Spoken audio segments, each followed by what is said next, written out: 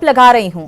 मेरा मकसद सिर्फ इतना है कहने का कि ऐसा नहीं लगता कि हमारे जो ऐसी शख्सियतें हैं जो नायाब नगीने हैं हमारे, उनके सम्मान के लिए हमें और भी ज़्यादा कुछ करने की ज़रूरत है।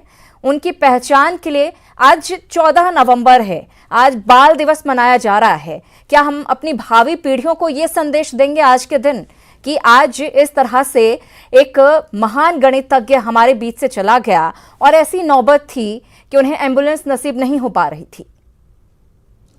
देखिए श्रीराधा जी, पूरी शिद्दत से मैं आपको बताना चाहता हूं कि सरकारी काम में कुछ कागजी खाना पूर्ति करने में समय लगता है, क्योंकि सरकारी काम होता है जिसका ऑडिट होता है और उस प्रॉपर चैनल से गुजरना पड़ता है उस कागजात को। तो मैं समझता हूं कि मेरी जानकारी के मुताबिक 15 से 20 मिनट टाइम लगे हैं उस एम्बुलेंस को मिलने में। इसलिए इस अवसर पर मैं आपको स्पष्ट तौर पर कहना चाहता हूं कि ऐसे विभूति, ऐसे धरोहर जिनसे हमारी पीढ़ियां सीख लेगी, जो हमारे राज्य के देश का नाम रोशन कर रहे हैं, ऐसी तस्वीरें और किसी के साथ ना देखने को मिले। दानिश रिजवान, आपकी प्रतिक्रिया चाहूंगी। जैसी तस्वीरें सामने आई, क्या वो सही थी? क्या वो आनी चाहिए थी?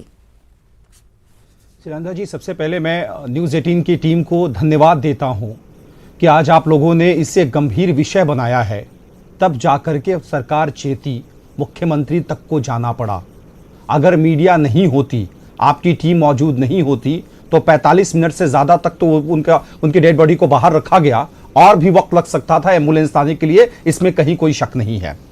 देखिए, जब सरकारी अमला जो है ये सिर्फ दिखावे के लिए काम करता है, तब सवाल उठते हैं। सवाल तब उठते हैं जब बिहार की सत्ता में बैठे सत्तारूढ़ दल के नेता एक आतंकवादी इशरत जहां को अपनी बेटी बताता है बिहार का, और बिहार के कोहिनूर के डेड बॉडी को छोड़ करके कोई सरकारी अमला, कोई पदाधिकारी पूछने नहीं जाता है। जब तक मीडिया में सवाल नहीं उठता है तब सवाल उठता है। सवाल तब उठता है कि जब देश के नहीं दुनिया के कोहिनूर को इस तरीके से छोड़ दिया जाता है और सिर्फ कागजी खाना पूर्ति सरकार एक्शन में आई और अब राज्य के सम्मान के साथ उनका अंतिम संस्कार किया जा रहा है।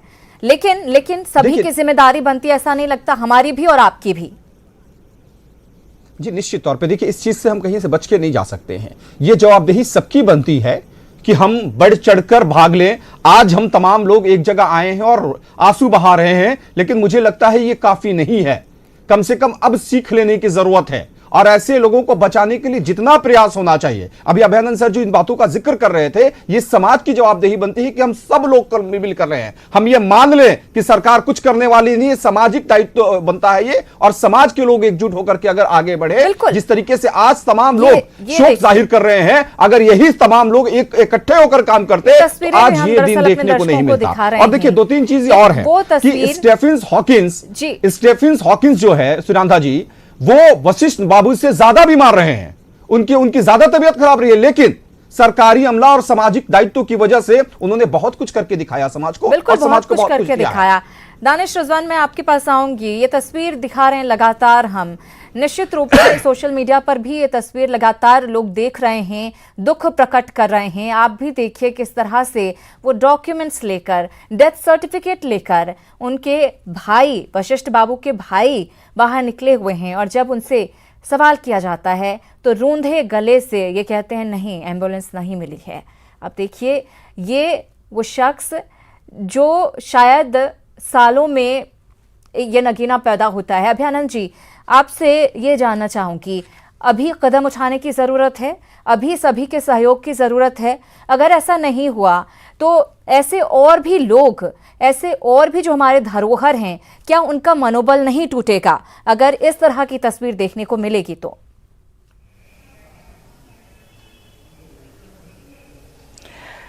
हाँ, बिल्कुल सही है, फरमाया जो आपने वो बिल्कुल सही है। बिल्कुल आप अर्ली स्टेज से लीजिए, ये तो इनके लाइफ के एंड की बात है। जिस समय इस तरह के नगीने निकलते हैं समाज में, वो रहते हैं वहाँ छिपे हुए हैं।